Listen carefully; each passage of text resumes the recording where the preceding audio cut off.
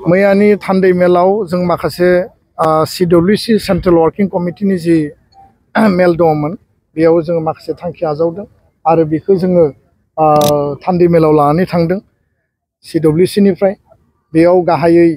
एबसुनि जि संबिजित बेयाव माखासे माइनर जोङो चेन्ज बा एमेन्डमेन्ट खालामनायनि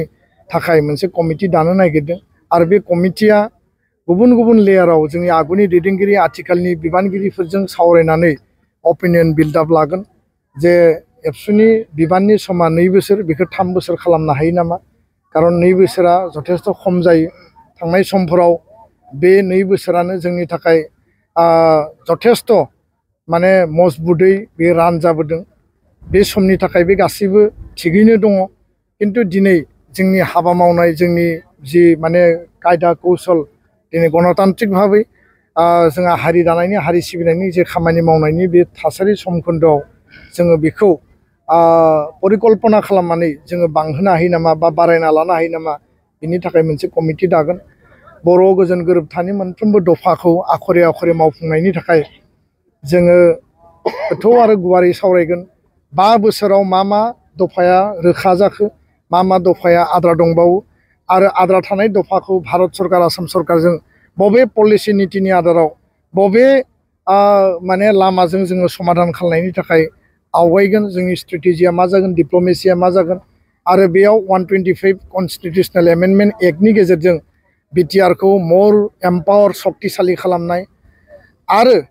फाइनेन्शियल क्षमता फाइनेन्शियल प्रोविजन को शक्तिशाली खालामनाय गहपुरसिम गामि सोनाय खोलाहानि गामि सोनाय बेखौ माब्रैहाय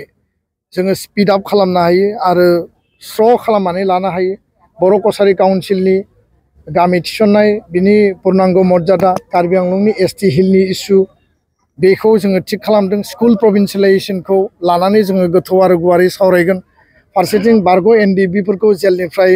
जोङो लानानै फैनांगौ बिनि थाखाय जोङो एजेन्डा लादों आरो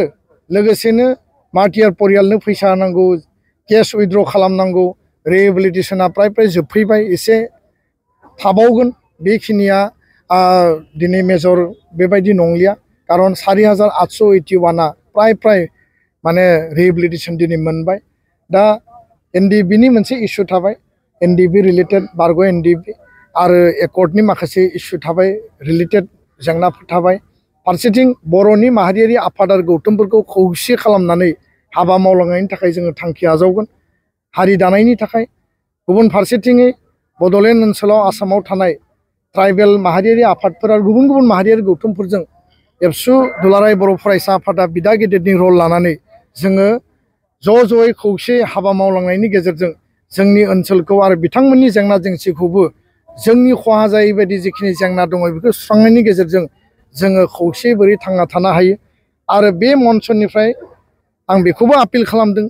आरो जोंनि डेलिगेट हाउसआवबो बे खोथाखौ जोङो सावरायगोन जे बर' जि आनसलिक राजनीतिक दल दङ